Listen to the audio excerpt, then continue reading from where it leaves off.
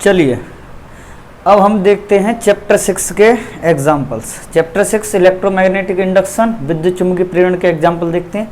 अच्छे से सुनना। पहला एग्जाम्पल है 6.1 कह रहा है कंसीडर एक्सपेरिमेंट 6.2। तो ये हमें एक्सपेरिमेंट वहाँ एनसीईआरटी के अंदर एक 6.2 ग्राफ है चैप्टर 6 में, उसके ऊपर कहा गया उस ग्राफ को कंसीडर कर लीजिए। तो ये देखो वो ग्राफ इस टाइप से कुछ ऐसे करके एक कॉइल है और इस कॉइल से जुड़ा हुआ है एक गैल्वेनोमीटर। इस तरीके से ये एक कॉइल से क्या जुड़ा हुआ है, एक गैल्वेनोमीटर। यहाँ ये गैल्वेनोमीटर है और ये इसकी पॉइंटर है, सुई है। और यहाँ पे है मैग्नेट, ये नॉर्थ पोल और ये साउथ पोल, और इससे फील्ड लाइंस जा रही हैं इस तरीके से। अब ये क्या कह रहा है कि what would you do obtain a large deflection of A galvanometer. मतलब ये कहना चाह रहा है कि ये जो गैल्वेनोमीटर में डिफ्लेक्शन मतलब इसमें जो पॉइंटर होता है, ये जो सुई होती है, ये कब सबसे ज्यादा घूमेगी। कितने तरीके हैं इसको घुमाने के, या कितने आइडिया इस चीज को समझने के कि ये वाला ज्यादा डिफ्लेक्शन दिखाई। तो हमें जान लेना है इसमें। एक तो सबसे पहले ये जान लेना है कि लार्ज डिफ्लेक्शन के लिए हमें करंट भी कैसा चाहिए, लार्ज करंट चाहिए हमें, विद्युत धारा, मतलब ज्यादा विक्षेप के लिए हमें ज्यादा विद्युत धारा चाहिए। अगर हमें ये पॉइंटर ज्यादा घुमाना है तो करंट भी क्या होना चाहिए, ज्यादा आना चाहिए। अब ज्यादा आने के तरीके सुनो। पहला तरीका कि अगर हम इसके बीच में एक आयरन क्रॉड रख दें, क्या रख दें, इसके बीच में एक ये आयरन क्रॉड रख दें, आयरन क्रॉड है ना। अगर हम यहाँ पे आयरन क्रॉड रख दें तो आयरन क्रॉड रखने से इस गैल्वेनोमीटर में यहाँ पे जो करंट है वो बढ़ जाएगा। करंट कैसे बढ़ जाएगा वो सुन लीजिए कि आयरन क्रॉड क्या करेगी, जो मैग्नेटिक फील्ड इधर उधर जा रहा है ना, इन सबको वो अपने पास लेना शुरू कर देगी। इसका मतलब ये है कि इस वाली सरफेस से ज्यादा फ्लक्स पास होना शुरू हो जाएगा, और जब इससे ज्यादा फ्लक्स शुरू होगा तो ईएमएफ भी क्या होगा, ज्यादा बनेगा। क्योंकि फ्लक्स का फॉर्मूला होता ही क्या है, ये होता है ईएमएफ प्रोड्यूस होने का change in flux with respect to time, है ना। फ्लक्स में परिवर्तन समय के साथ। जितना मतलब पहले आयरन क्रॉड रखने से क्या हो जाएगा, जितनी भी मैग्नेटिक फील्ड लाइंस, जितनी भी विद्युत चुम्बकीय बल रेखा बाहर जा रही थी, वो सारी की सारी इससे गुजरने लग जाएंगी, ठीक है ना। सारी की सारी इस वाली यहां से ज्यादा गुजरने लगेंगे। आयरन क्रॉड जो जितनी वेस्ट हो रही है उनको सबको एक तरफ खींच लेगा, फ्लक्स बढ़ जाएगा। जब फ्लक्स बढ़ जाएगा तो ईएमएफ जनरेट हो जाएगा, उससे क्या होगा, करंट बढ़ेगा इसमें, और जब करंट बढ़ेगा तो डिफ्लेक्शन मोर हो जाएगा। तो हमें सबसे पहला आंसर लिख लेना है कि इसमें आयरन क्रॉड डाल दीजिए, है ना। दूसरा तरीका ये हो सकता है कि इस वाली मैग्नेट को हम आगे पीछे मूव कराएं स्पीड में, ठीक है। इसको हम क्या दे दें, मोशन दे दें, है ना, गति दे दें हम इसे, कभी आगे की तरफ और कभी पीछे की तरफ। इस वाली मैग्नेट को हम मोशन दे देते हैं, कभी आगे कभी पीछे, स्पीड में आगे पीछे कराएंगे तो उससे क्या होगा, बार बार मैग्नेटिक फ्लक्स चेंज होगा। मैग्नेटिक फ्लक्स होता क्या है कि इस वाले ये जो एरिया दिख रहा है ना, इससे जाने वाली फील्ड लाइन, जितनी फील्ड लाइन इस एरिया से जा रही हैं वो चेंज होना शुरू हो जाएंगी, कभी ज्यादा कभी कम कभी ज्यादा। तो यहां से क्या होगा कि फ्लक्स चेंज होना शुरू हो जाएगा, ठीक है। जब फ्लक्स चेंज होना शुरू हो जाएगा, जब हम आगे पीछे करेंगे तो फिर करंट इंक्रीज होगा और फिर हमें डिफ्लेक्शन ज्यादा दिखेगा। तो अगेन हमें फिर से डिफ्लेक्शन ज्यादा दिखेगा। तीसरा आइडिया ये हो सकता है, तीसरा आइडिया सुनो, तीसरा आइडिया इसमें ये हो सकता है कि हम इस वाले के पूरे के पूरे सिस्टम को एक स्ट्रांग बैटरी से कनेक्ट कर दें, एक स्ट्रांग बैटरी से कनेक्ट करें। अब बैटरी से तो ज्यादा करंट जाएगा ही, और इस करंट से यहाँ पे डिफ्लेक्शन ज्यादा आएगा। बैटरी होनी चाहिए स्ट्रांग, ठीक है ना, स्ट्रांग, मजबूत, मतलब जिसकी पावर ज्यादा हो।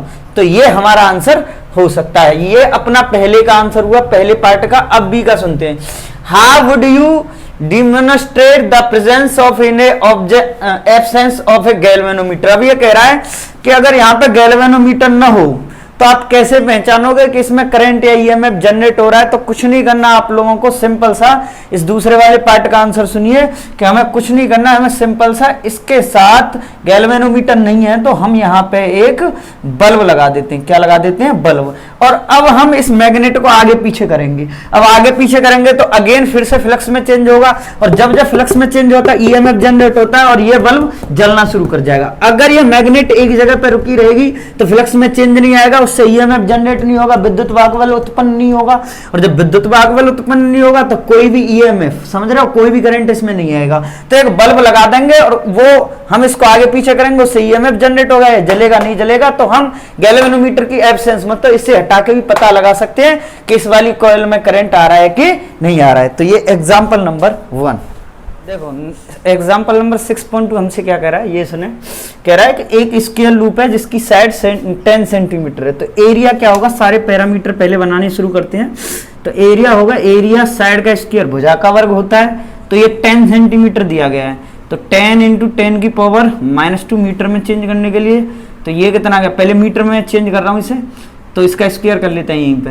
तो 10 की पावर -1 का होल स्क्वायर, तो एरिया आ गया 10 की पावर -2, इतने मीटर स्क्वायर।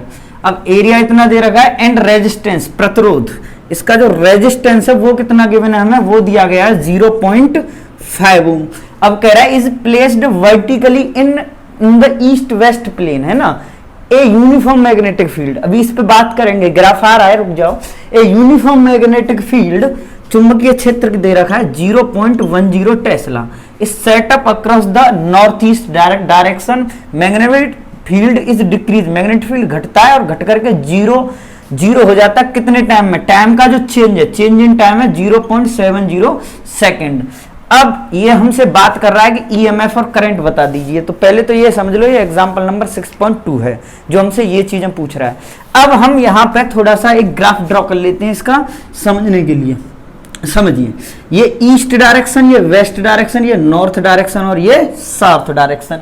अभी हमसे क्या कह रहा है कि ये जो हमारा लूप है, स्क्वायर लूप, ये जो वर्गाकार लूप है, ये रखा हुआ है ऊर्ध्वाधर, वर्टिकली मींस ऊर्ध्वाधर। देखो क्षैतिज हॉरिजॉन्टल तो होता है ऐसे और ऊर्ध्वाधर होता है ऐसे, है ना, ये हॉरिजॉन्टल और ये वर्टिकल वाई एक्सिस के अलोंग, है ना।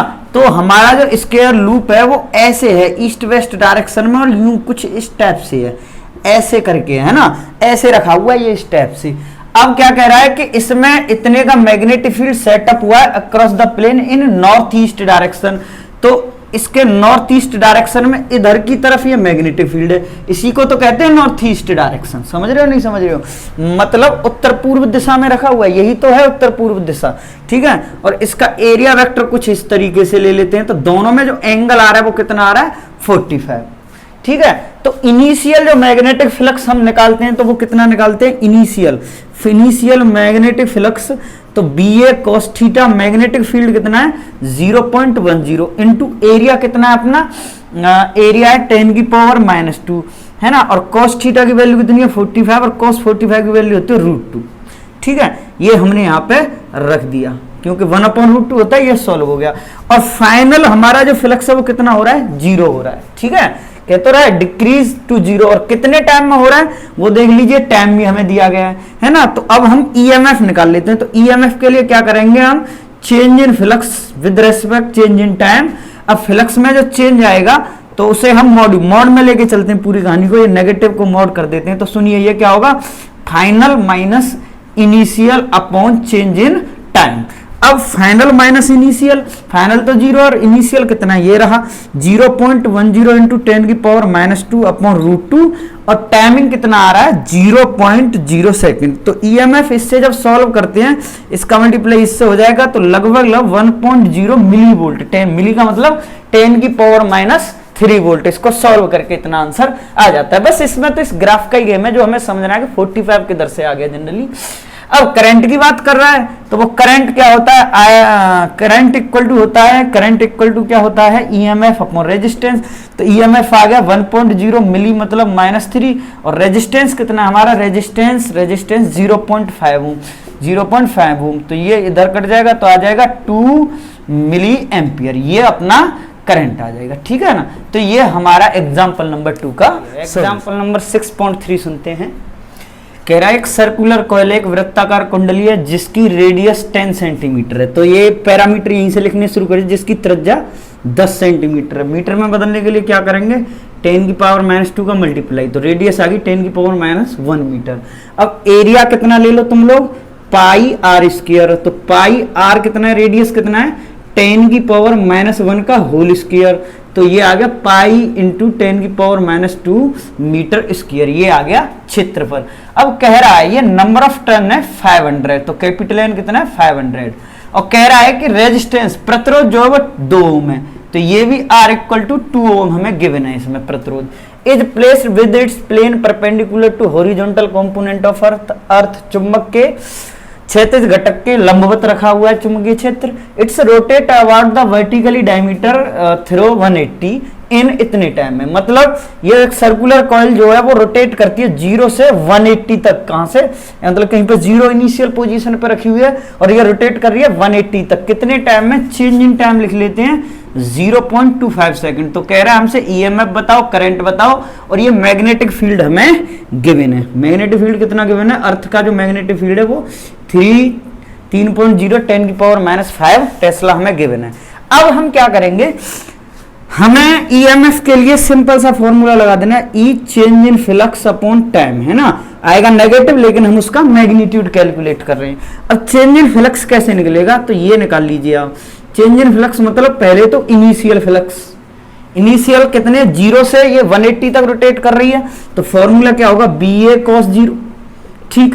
मैग्नेटिक फील्ड कितना है कि 3 इंटू 0 इंटू 10⁻⁵, एरिया कितना है हमारा पाई इंटू 10⁻⁻2, और cos 0 की वैल्यू कितनी होती है 1, तो जो हमारा इनिशियल फ्लक्स है वो कितना आ गया 3.0 इंटू पाई इंटू 10⁻⁷, ये आ गया। अब हमारा फाइनल फ्लक्स कितना आ जाएगा, ये हमारी रोटेट कर रही है कॉइल, कितने तक रोटेट कर रही है हमारी 180 तक, 0 से रोटेट करना शुरू करती है और 180 तक रोटेट करती है, ठीक है। तो हमारा फाइनल फ्लक्स जो आ जाएगा वो आ जाएगा VA cos 180। तो B मैग्नेटिक फील्ड कितना है, मैग्नेटिक फील्ड अपना ये रहा 3 इंटू 0 10⁻⁵, और एरिया कितना है, एरिया है हमारा पाई इंटू 10⁻⁻2 का, ठीक है, पाई आर स्क्वायर, ये है।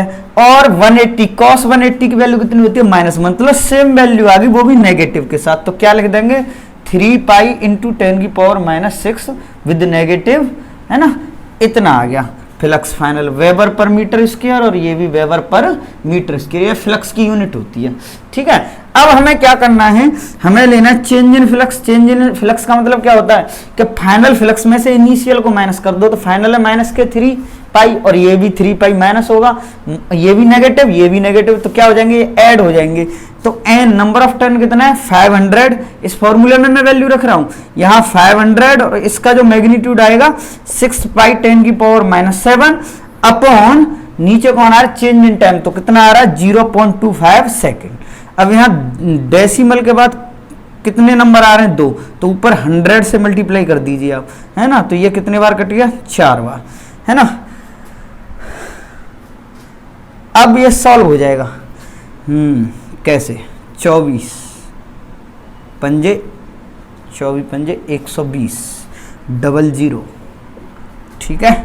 पीछे कौन आ रहा है पाई, और ये कितना आ रहा है 10⁻⁷, डेसिमल गिर दीजिए 3 पावर गिर जाएंगी, तो 12 इंटू पाई 10⁻⁴, ठीक है 4, और यहाँ पे आ जाएगा वोल्ट, और ये लगभग 3.18 गुणा 10⁻³ वोल्टेज, इतना आ जाता है निकल के, ठीक।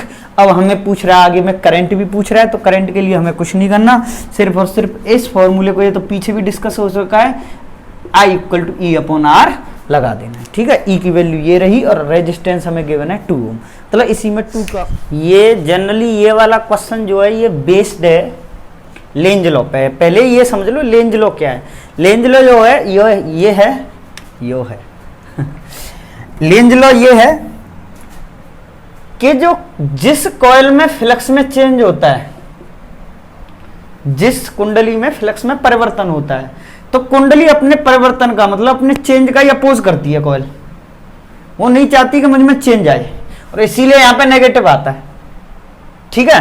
पहले इन क्वेश्चनों को समझ लो अच्छे से कि अब देखो ये एक रेक्टेंगुलर लूप है ABCD, इसको अंदर लाया जा रहा है मैग्नेटिक फील्ड के, और मैग्नेटिक फील्ड क्रॉस है। क्रॉस का मतलब क्या है, इस बोर्ड के परपेंडिकुलर, मतलब मैग्नेटिक फील्ड लाइन अंदर की तरफ जा रही है, अंदर की तरफ, इसका मतलब ये है। अब ये वाली कॉइल को ला रहा है अंदर, अंदर की तरफ ला रहा है इस कॉइल को। तो इसमें क्या हो रहा है कि पहले वाले केस को अगर हम ध्यान से स्टडी करें तो इसमें हो रहा है फ्लक्स इंक्रीज। क्या हो रहा है, फ्लक्स इंक्रीज, क्योंकि फ्लक्स बढ़ रहा है। क्या हो रहा है, इसमें फ्लक्स बढ़ रहा है पहले वाले केस में। बढ़ कैसे रहा है पहले वाले केस में, क्योंकि ये कॉइल अंदर की तरफ आ रही है तो मैग्नेटिक फील्ड ज्यादा होता जा रहा है, इंक्रीज हो रहा है मैग्नेटिक फील्ड। और जब मैग्नेटिक फील्ड इंक्रीज होगा तो फ्लक्स भी इंक्रीज होगा। अब लेंज क्या कहता है, अगर इंक्रीज हो रहा है तो डिक्रीज करो, मतलब जो बढ़ रहा है फ्लक्स उसे घटाओ, और घट रहा है तो बढ़ाओ। अब हम इसको घटाएंगे कैसे, सुनो ध्यान से। मैग्नेटिक फील्ड तो अंदर जा रहा है तो हमें क्या करना होगा, इसके अपोजिट मैग्नेटिक फील्ड, तभी तो माइनस कर पाएंगे भाई। अगर हम इसी की डायरेक्शन, मैग्नेटिक फील्ड क्रॉस है मतलब अंदर है, तो अगर हम अंदर की तरफ ही अपने अंगूठे को लें, ये राइट हैंड रूल इस्तेमाल करना है हम लोगों को, जनरली ये रूल होता है इसको समझने के लिए। अगर हम इसको कम करेंगे तो क्या करेंगे, इस मैग्नेटिक फील्ड के अपोजिट थंब को रखेंगे और फिंगरों को सीधी करके एकदम कर्ल कर देंगे, तो ये डायरेक्शन आ जाएगी इस तरीके से। ये देख लीजिए फिर से एक बार, हमें अपोज करना है इस बात का। अगर इंक्रीज हो रहा है तो डिक्रीज करना है, डिक्रीज हो रहा है तो इंक्रीज करना है। तो हम अंगूठे को बाहर लेंगे और ऐसे करके इनको कर्ल कर देंगे इधर की साइड में, तो ये इस तरीके से हमारा करंट इसमें फ्लो हो जाएगा। ये देख लीजिए B C D A B, तो इसकी डायरेक्शन क्या हो जाएगी, B C D A B. अब सेकंड वाले केस को सुनते हैं। इसमें क्या हो रहा है कि ये हमारा लूप जो बाहर जा रहा है, तो इसमें क्या हो रहा है, फ्लक्स डिक्रीज हो रहा है। क्या हो रहा है, फ्लक्स डिक्रीज हो रहा है, मतलब फ्लक्स कम हो रहा है, फ्लक्स कम हो रहा है। अब हम फ्लक्स कम हो रहा है तो हमें ये ज्यादा करना है, तो ज्यादा कैसे करेंगे, मैग्नेटिक फील्ड को ज्यादा करने की कोशिश करो। तो मैग्नेटिक फील्ड कहां जा रहा है, अंदर, तो तुम्हें इसे सपोर्ट करना होगा और कहां भेजना होगा, अंदर की तरफ। तो समझिए कैसे, तुम्हें ये अंगूठा अंदर ही लगाना होगा, जिधर मैग्नेटिक फील्ड है उधर ही अंगूठा करना होगा। उंगलियों को ऐसे करो और ऐसे कर्ल कर दो, तो करंट की डायरेक्शन यूं करके कुछ होगी। इसका मतलब ये है कि इस तरीके से मैग्नेटिक फील्ड की, वो सॉरी इंड्यूस करंट की डायरेक्शन होगी। तो ये बी सी ए बी, तो इसकी डायरेक्शन क्या हो जाए, बी सी ए बी। अब हम इस वाले क्वेश्चन को समझते हैं। इस वाले क्वेश्चन में क्या है कि इसमें फिर से फ्लक्स बाहर आ रहा है, समझिएगा इस चीज को। इस वाले क्वेश्चन को समझते हैं। इसमें भी क्या हो रहा है, ये बाहर की तरफ आ रहा है, तो मैग्नेटिक फील्ड से बाहर आ रहा है, तो फ्लक्स क्या हो रहा है, इसमें भी फ्लक्स डिक्रीज हो रहा है, कम हो रहा है। अब हम डिक्रीज हो रहा है मतलब मैग्नेटिक फील्ड लाइन कम होती जा रही है, तो हमें ज्यादा करना है, तो हमें फिर से इसे सपोर्ट करना होगा। अब अंदर की तरफ जिधर मैग्नेट, सपोर्ट कैसे करेंगे, जिधर मैग्नेटिक फील्ड आ रहा है उधर ही स्तंभ को लगा दो। अपोज कैसे करेंगे, मैग्नेटिक फील्ड अंदर है, तुम थंब को बाहर कर दो, समझ रहे हो, इस तरीके से। तो आप अंदर की तरफ लगा दीजिए और इसको कर्ल करो अपनी फिंगरों को, तो ऐसे ही तो घुमाओगे, तो इस तरीके से आपकी डायरेक्शन हो जाएगी यूं, इस तरीके से। तो बी ए बी ना, D A B C, D A B C D, मतलब ये वाला एंटी क्लॉकवाइज, ठीक है ना। ठीक, अब नेक्स्ट एग्जांपल